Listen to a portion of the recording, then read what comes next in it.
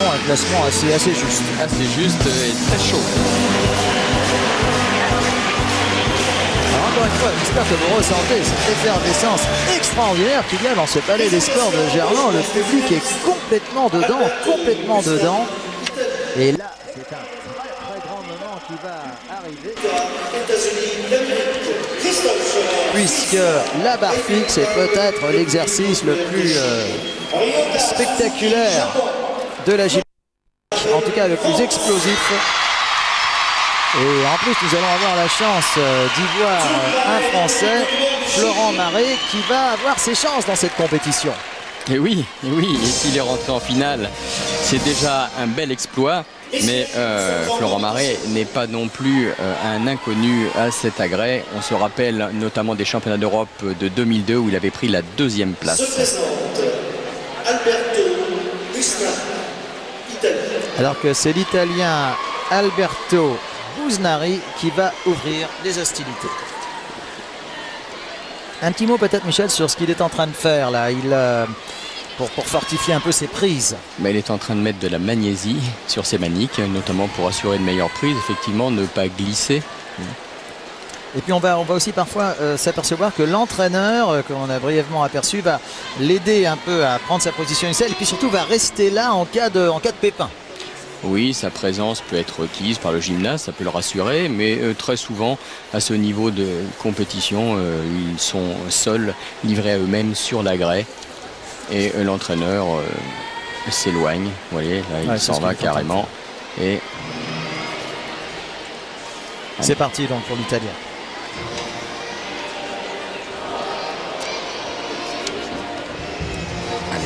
Et voilà, et ça commence très mal avec ce catch-F manqué, c'est-à-dire le franchissement dorsal de la barre. Il a manqué de précision, voilà. Action un petit peu molle sur la barre et il est trop éloigné. Quand on dit trop éloigné, il s'agit simplement de quelques millimètres. Alors qu'ici, le voilà qui donc rejoint son entraîneur. Ah ouais. Quelques millimètres, vous le disiez. Et quelques millimètres qui, hélas, changent tout. Là, l'entraîneur, si vous voulez, mon avis, ce n'est pas exactement le moment d'aller lui demander l'heure. Mais le voilà qui va donc accompagner son poulain, qui va reprendre son programme, mais pas du tout évidemment dans le même état d'esprit. C'est clair, puisqu'il sait qu'il n'a plus aucune chance d'être sur le podium, ou alors il faudrait que tous ses concurrents tombent, ce que personne ne souhaite bien sûr, et ce qui n'arrive jamais non plus. C'est donc reparti pour le Transalpin. Voilà, travail proche de la barre, soleil dorsal. Originalité, demi-tour, travail proche de la barre encore en Stalder, passage sur le dos.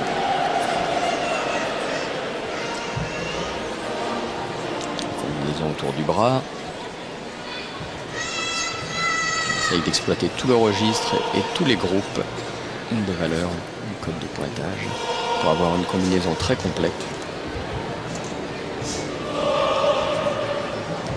Ça manque un tout petit peu de rythme. Allez, accélération, le fouetté, l'élévation et la vrille sur le double arrière tendu. Le double arrière tendu de sortie est excellent. Il va même sûrement regretter sa bévue initiale, car la sortie, vraiment, même si elle n'est pas trop risquée, double et non pas triple, malgré tout est très bien réussie. C'est vraiment dommage ce qui s'est passé pour l'Italien en tout début de programme. Oui, le catch-F, vous disiez, Michel, le catch-F ou le catch-off selon que l'on prononce à la russe ou pas, qui donc vient de son inventeur, un petit peu comme en patinage artistique, le catch-F, le Ginger et autres figures, le Kuchra. Le Kuchra, la barre parallèle. Voilà, porte les noms des créateurs et reste pour toujours. Et on a certains Français, comme Willy Moy au bar parallèle qui va inventer son élément, comme Jacques Def à la barre fixe, dont l'exercice porte toujours le nom, bien sûr, puisqu'après c'est pour l'éternité, une fois qu'on est rentré. Il n'y a jamais eu de boutard, de figure.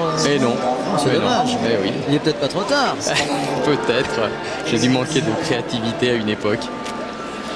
Alors qu'ici, donc, sur ce ralenti de René Champagne à la tête des moyens de France 3 Lyon, avec le fidèle Jean-Marc Rousselet et la coordination de Marie-Ange Graziani. Nous ne manquons rien des démonstrations des plus grands gymnastes du monde, vraiment. Ici, c'est la zone, on va dire Kiss and Cry. Nous en parlions tout à l'heure. Là aussi, un petit peu comment... Il y a quand même pas mal de points communs entre le patinage et la gymnastique. Hein. Les disciplines artistiques, comme ça, jugées par l'homme. Il y a les notes, il y a la musique. On se retrouve dans la même disposition. Il y a peut-être un petit peu moins de problèmes de juges et de jury. Enfin, encore que ça peut se discuter. Peut-être, mais bon, les Russes sont toujours très présents. Non, mais d'ailleurs, toutes ces évolutions du code de pointage sont en théorie faites pour éviter tous les problèmes de jugement. Et je ne sais pas si ça y parviendra, puisque c'est toujours bien sûr avant tout une question d'honnêteté de la part de la personne qui juge, qui met la note. Et voilà, c'est très très complexe. Non, enfin, nous savons quand même que les juges, déjà depuis l'époque du pacte de Varsovie, sont d'une honnêteté, d'une rectitude sans faille, Michel. Absolument. Du moins, nous pouvons le souhaiter, et c'est vrai que ça s'améliore. Alors qu'ici, donc, le concurrent suivant attend la note de Bousnari. Il s'agit du néerlandais Epke Zonderland. La note qui a un peu de mal à tomber, figurant 12 825. Ce qui est très moyen. Et qui tient bien entendu compte de la pénalité encourue suite à sa chute. Beaucoup de calculs à effectuer avec ce nouveau code de pointage. Beaucoup de calculs pour les juges qui leur fait perdre un petit peu de temps supplémentaire.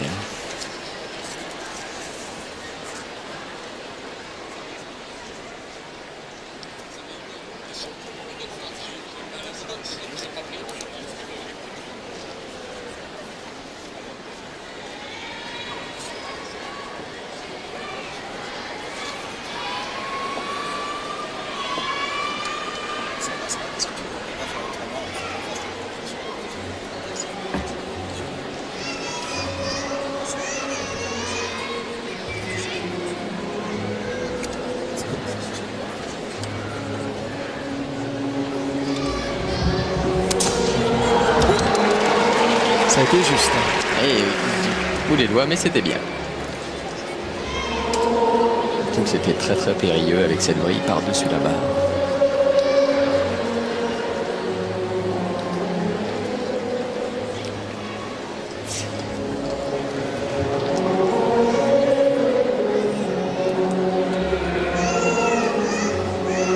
Il travaille proche de la barre et encore un tour volant, c'est-à-dire une pirouette complète au-dessus de la barre avant de reprendre en tour soleil, accélération et double vrille sur le double arrière.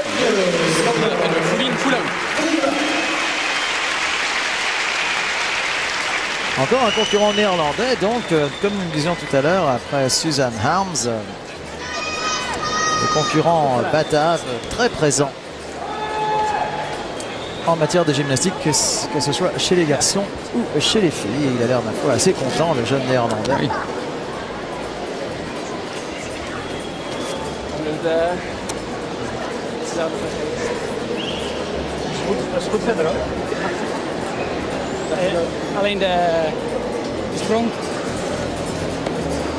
Alors il faut préciser évidemment qu'en gymnastique, là nous suivons la finale du concours par appareil, mais il y a aussi le concours en général. Comment se passe la préparation d'un gymnaste dans cette double optique, Michel? Est-ce qu'on a tendance à privilégier ses points forts ou ses points faibles? Ses points forts pour faciliter l'obtention d'une éventuelle médaille dans les concours par appareil, ou privilégier ses points faibles pour favoriser un classement général au concours du même nom? Ça dépend de la stratégie à adopter en fonction de la compétition. Si nous sommes dans une compétition qui regroupe tous les concours, avec le concours par équipe, le concours général individuel et le concours par spécialité, effectivement, il faut faire un mix de tout cela avec, avant tout et très souvent, jouer la place par équipe, car on est toujours dans une réglementation qui nous amène aujourd'hui pour une qualification olympique à se baser sur les résultats de l'équipe. Donc il est très important de conserver une ossature avec des généralistes. Et puis après, dans la mesure des qualités et des potentialités de l'effectif de gymnaste, on en prépare pour le concours général ou pour la spécialité en fonction des chances, car on évalue bien sûr au plan mondial notre niveau.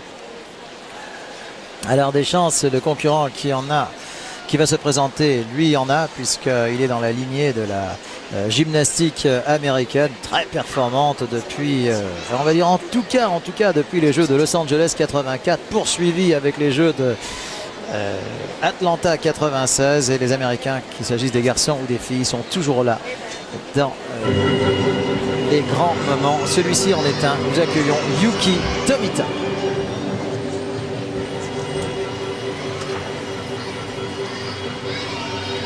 Voilà, qui est un Américain et non un Chinois, et non un Japonais comme son nom pourrait le laisser entendre. Voilà, ouais, superbe Kovacs par-dessus la barre, reprise un tout petit peu près. Allez, deuxième Kovacs, c'est-à-dire salto par-dessus la barre, et on enchaîne directement bien sûr avec le soleil. Passage sur le dos. Soleil ventral et non pas soleil dorsal comme vu précédemment. C'est excellent ce qu'est en train de nous proposer le jeune Américain. Là, le endo, travail proche de la barre avec les jambes écartées. Voilà, il a fait l'essentiel, on se dirige vers la sortie, accélération, le fouetté et le full in, full out, parfaitement stabilisé. Et on se dirige peut-être tout simplement vers la médaille d'or, parce que là c'est un sans faute que vient de nous proposer Yuki Tomita, programme plein de risques. Allô, il peut être content. Voilà, avec beaucoup d'engagement, oui effectivement, et avec des lâchers de barre spectaculaires, peut-être pas très bien exécuté au sens de la propreté. Voilà ici le tour complet autour du bras, passage dorsal. Nouveau passage sur le dos.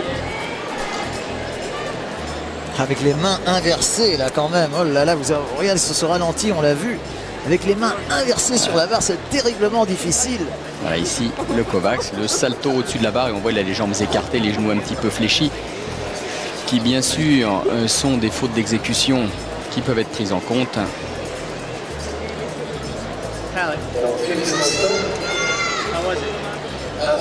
Il demande à son entraîneur how was it, tu vois, j'aurais tendance à répondre excellent, non? Oui. Il a l'air très content du reste, son entraîneur, ses entraîneurs. Oui, c'était un très bel exercice. Premier, nous le pensions effectivement. Bravo à Yuki Tomita qui en plus prend assez largement la tête de la compétition. Un demi-point d'avance qui est important. Et ça peut être suffisant pour emporter la médaille d'or, effectivement, à ce niveau de score. Yuki Tomita, USA. Alors, que se présente pour la Suisse Christophe Scherer.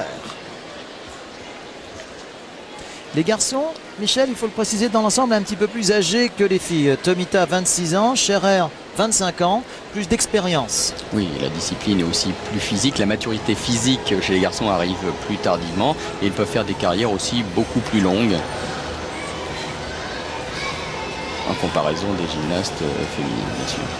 Oui, et là l'entraîneur, on vous parlait de ça, qui vient là. Ça c'est bien passé. Le salto avant Jaeger avec une brille complète.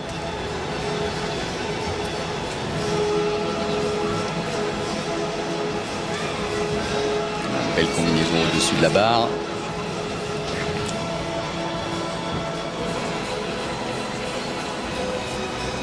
Beaucoup de rythme chez ce Suisse spécialiste de la barre fixe. Et la sortie. Un peu plus simple et pas très bien réceptionné malheureusement. Le double attendu avec la vrille. Là, il ne s'est pas bien battu jusqu'au bout. Il aurait pu attaquer son sol un petit peu plus durement. Vous pensez, Michel, que ce programme est moins bon que celui de l'Américain? Oui, il est moins bon. Difficile à dire s'il est moins bon. La sortie est moins bonne. Il est différent, mais il est moins impressionnant. Ce qui est impressionnant, c'est ça. Quand les mains, là, s'inversent, et après, là, elle reprend la trajectoire normale. Mais alors... Ouais, pourtant, on va voir ici le lâcher de barre. Je pense que c'est ce passage où on a failli...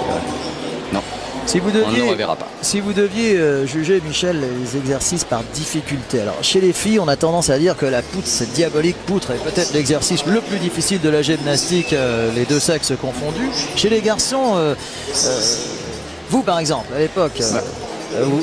pas si lointaine, hein, je vous ai taquiné tout à l'heure, à l'époque pas si lointaine où vous étiez concurrent, quel était l'exercice que vous craigniez le plus?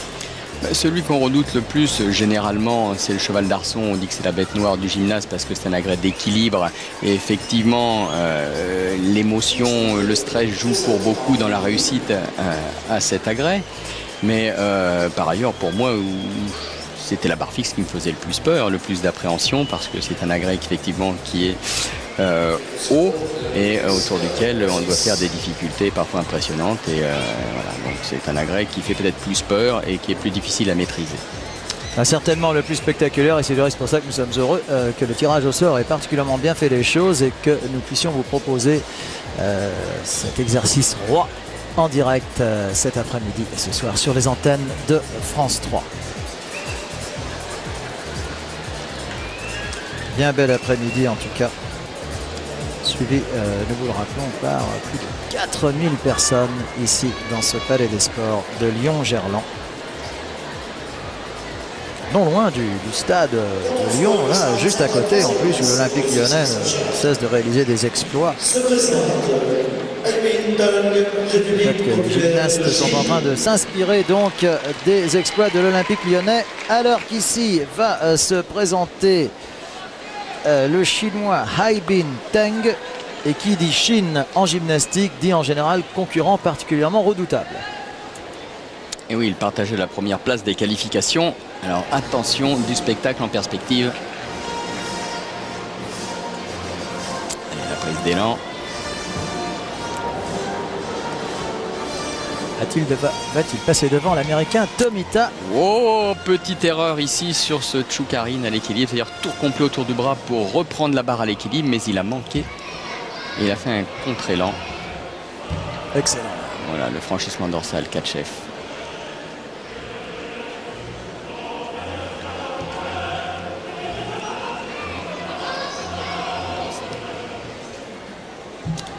Passage sur le dos, le tour dorsal, un superbe Jaeger avec beaucoup d'amplitude sur la prise dorsale. Et la sortie manquée, mais je crois qu'il ne s'est pas battu jusqu'au bout car il avait fait cette erreur en début de parcours qui l'a certainement déconcentré sur un exercice très très difficile. Tour complet autour du bras, arrivé à l'équilibre à partir d'un engagé de jambe et d'une semi-dislocation.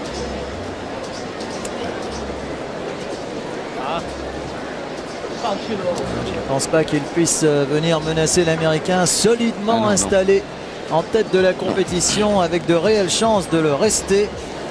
Nous attendrons toutefois le concurrent suivant qui, nous pensons, est peut-être le seul à pouvoir encore battre l'Américain, mais je pense que Tomita est en tout cas pratiquement sûr d'être sur le podium, Michel, sûr d'être sur le podium. Absolument, alors que le Chinois ne sera lui pas sur le podium, c'est sûr, avec cette grosse faute à la sortie et cette faute en début d'exercice.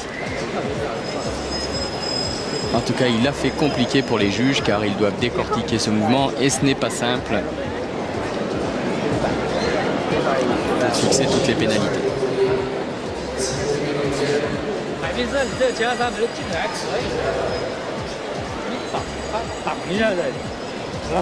Vous parlez chinois, Michel, vous comprenez ce qu'il est en train de dire, nous vous écoutons. Couramment. Il a dit j'ai fait beaucoup de fautes mais ce n'est pas grave, je me rattraperai la prochaine fois, c'est promis, et je reviendrai aux internationaux de France l'an prochain. Ces internationaux qui sont donc parfois à Paris-Bercy, parfois à Lyon et qui ont pour point commun de toujours faire le plein de spectateurs.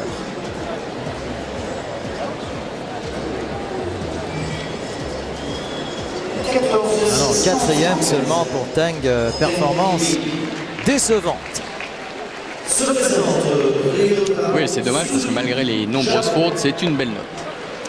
Alors que je pense que le dernier concurrent que nous allons suivre est donc le japonais Ryota Suzuki. Alors pareil que pour la Chine, qui dit Japon en matière de gymnastique dit concurrent dangereux. Et la barre fixe, normalement, il la maîtrise parfaitement. Pour l'Empire du Soleil Levant, Ryota Suzuki, et c'est bien parti. Voilà, avec un travail très précis et très net.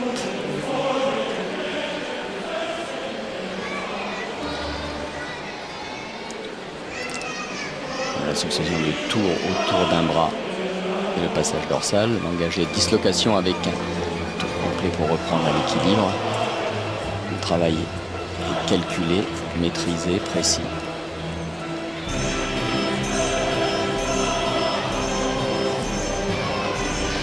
Allez, on pile la chute. Et voilà, presque.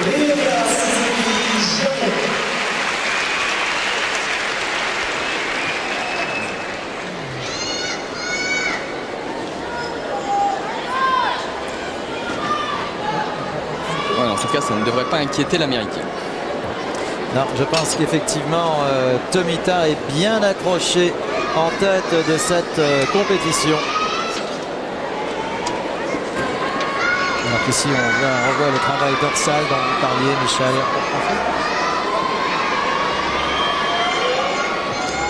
Et le superbe catch-up jambes serrées. Nous profitons de ces ralentis pour vous dire que dans quelques instants sur France 2, vous aurez rendez-vous avec le magazine dominical Stade 2 qui vous permettra de revenir notamment sur la performance du 15 de France de rugby donc hier à Cardiff, et puis il y aura également un sujet sur le combat de boxe de Monchipour, le boxeur poitvin. Nous allons avoir juste le temps et nous nous en réjouissons, vraiment nous nous en réjouissons d'avoir Florent Maret pour la France.